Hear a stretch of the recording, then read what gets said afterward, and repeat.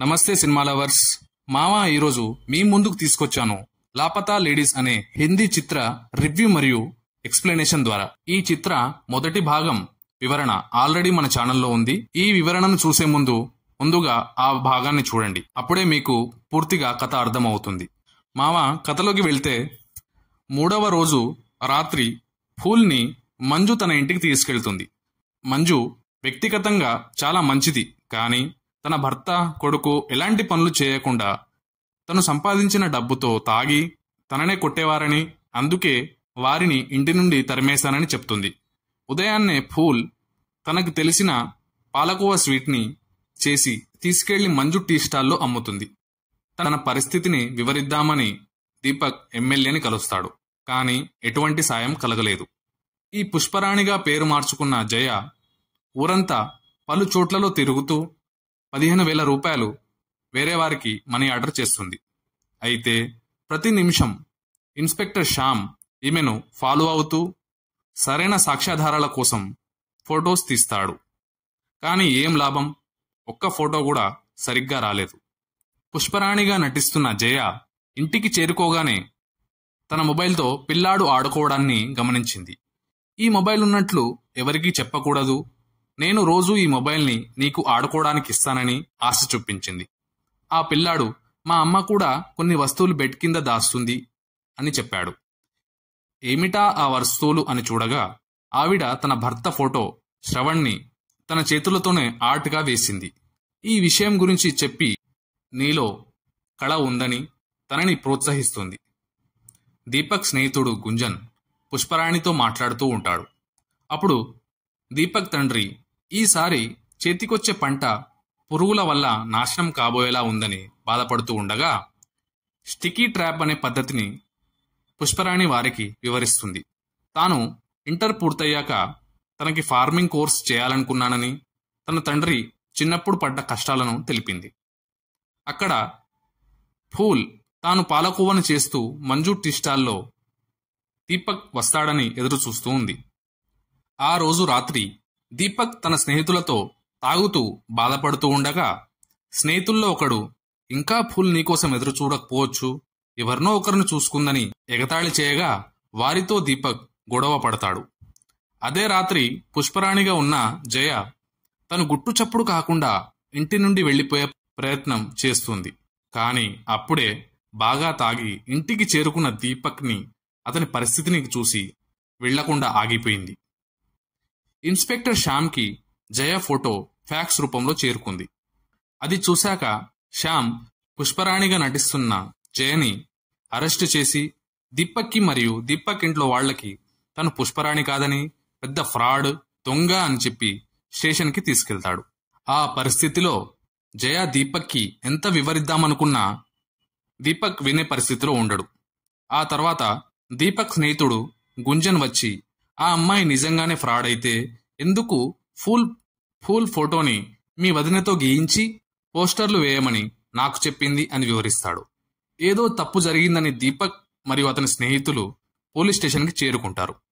అంతలోనే inspector Shyam already పతిలా స్టేషన్కి inform చేశాడు. ప్రదీప్ కూడా జయ కోసం పోలీస్ స్టేషన్కి బయలుదేరాడు. మరోవైపు మంజు టీ స్టాల్కి జయ పంపించిన పోస్టర్ ద్వారా తన ఊరు సూరజ్ముఖి అని తెలిసి అందరూ సంతోషించారు. స్టేషన్ మాస్టర్, చోటు మరియు మంజు అమ్మ అందరూ కలిసి ఫూల్ని ట్రైన్ ఎక్కించారు. పోలీస్ స్టేషన్లో ఇన్స్పెక్టర్ శ్యామ్ జయని, ఎందుకు ఇదంతా చేశావు, పేరు మార్చుకొని డబ్బులు దొంగతనం చేసి వీళ్ళందరినీ ఎందుకు మోసం చేశావు అని అడగ్గా, నేనేం మోసం చేయలేదు, నాకు ఇంటర్ తర్వాత డెహ్రాడూన్ వెళ్లి ఫార్మింగ్ గురించి కోర్స్ చేయాలని కోరిక, కానీ ఇంట్లో అమ్మ మాత్రం ఊర్లో ఉన్న పొలాలు అమ్మి వచ్చిన డబ్బును కట్నంగా మొదటి భార్యకి పిల్లలు పుట్టలేదని తెలిసాక కాల్చి చంపిన ఒక శాడిస్ట్కి ఇచ్చి పెళ్లి చేసింది. నేను ఎలాగైనా ఈ పెళ్లి నుండి తప్పించుకోవాలనుకున్నాను, కానీ వీలు కాలేదు. ఆ రోజు రాత్రి నా అదృష్టం ఈ దీపక్ రూపంలో వచ్చి నన్ను తీసుకెళ్తుంటే కాదనలేక వచ్చేశానని, నేను దొంగని కాదు, నేను మనీ ఆర్డర్ చేసింది హేమా త్రిపాఠి, స్వయాన మా అక్క, తను మాత్రమే నన్ను అర్థం చేసుకుంది. ఆ మనీ ఆర్డర్ కూడా నా కోర్స్కి కావలసిన కాలేజ్ మరియు హాస్టల్ ఫీ కట్టడానికి మాత్రమే అని వివరించింది.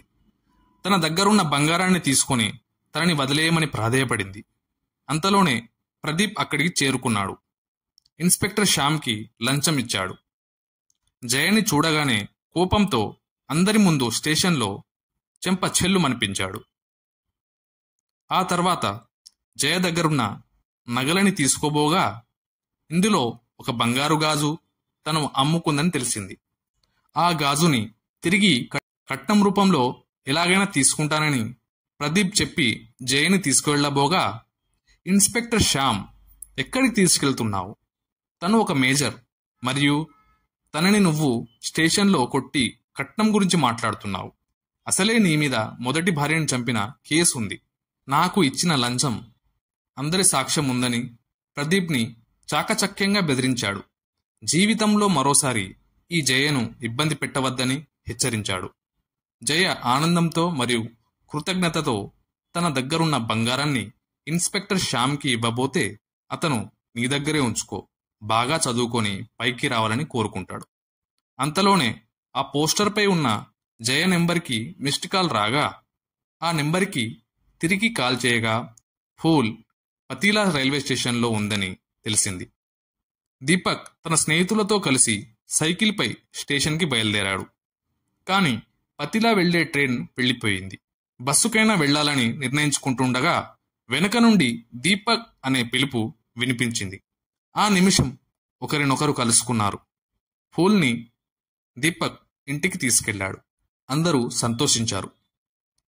ఫూల్ ఇంటికి చేరుకుందని మంజు అమ్మ, చోటు, స్టేషన్ మాస్టర్కి కబురు వెళ్ళింది. వారందరూ కూడా సంతోషించారు. అందరూ కలిసి జయను తను వెళ్లాల్సిన డెహ్రాడూన్ బస్సుకి సాగనంపుతారు. జయ వెళ్తుండగా అందరూ ఎమోషనల్గా ఫీల్ అవుతారు. ఇంతటితో ఈ కథ సుఖాంతంగా ముగిసింది. మావా ఈ సినిమాలో ప్రతి నిమిషం మనం ఆ పాత్రలతో 2001లో ఇంటర్నెట్ లేని కాలంలో ప్రయాణం చేస్తాం. ఫూల్ తన ఇంటికి తాను వెళ్లిపోవాలని మనం కోరుకుంటాం.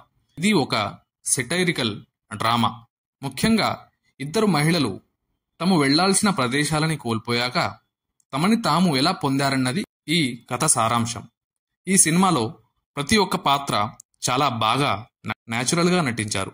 చోటు అయినా, మంజుమా అయినా, దీపక్ అతని స్నేహితులు, దీపక్ కుటుంబ సభ్యులు, ముఖ్యంగా ఇన్స్పెక్టర్ శ్యామ్, ఇలా చెప్పుకుంటూ పోతే అందరూ వారి వారి పాత్రలకి న్యాయం చేశారు. ఈ సినిమాలో చాలా సీన్లు న్యాచురల్గా మన ఇంట్లో ఎలా అయితే ఉంటుందో అలా చూపించారు. కొన్ని సీన్లు ఎమోషనల్గా హై ఇస్తాయి. ఈ కథ చూడ్డానికి విడ్డూరంగా ఉన్నా కూడా కొత్తగా పెళ్లైన ఒక స్త్రీ పాయింట్ ఆఫ్ వ్యూలో చూస్తే చాలా డీప్గా ఉంటుంది. ఇలాంటి సినిమాలు మరెన్నో రావాలని కోరుకుంటూ, ఈ సినిమా ప్రస్తుతం నెట్ఫ్లిక్స్లో హిందీలో ఉంది. నా ఎక్స్ప్లెనేషన్ విన్నాక హిందీలో చూసేయండి మావా, చాలా సంతోషంగా ఉంటుంది. నా డోపమిన్ లెవెల్స్ వచ్చేసరికి 90 ml అవుట్ ఆఫ్ 100 ml. ఈ సినిమాకి నేనిచ్చే rating 4 star out of 5 star. నా రివ్యూ మరియు ఎక్స్ప్లెనేషన్ కనుక మీకు నచ్చినట్లయితే ఈ వీడియోను లైక్ చేయండి. ఈ వీడియోను మీ ఫ్రెండ్స్ అండ్ ఫ్యామిలీకి షేర్ చేయండి. ఈ సినిమాలో మీకు నచ్చిన క్యారెక్టర్ని కామెంట్స్ రూపంలో తెలియజేయండి. చిరిగిన ప్యాంట్ అయినా వేసుకో, కానీ కాకతీయ కథలు అనే ఈ ఛానల్ని సబ్స్క్రైబ్ చేసుకో. Be happy, be strong, love your family, love your country. జై హింద్.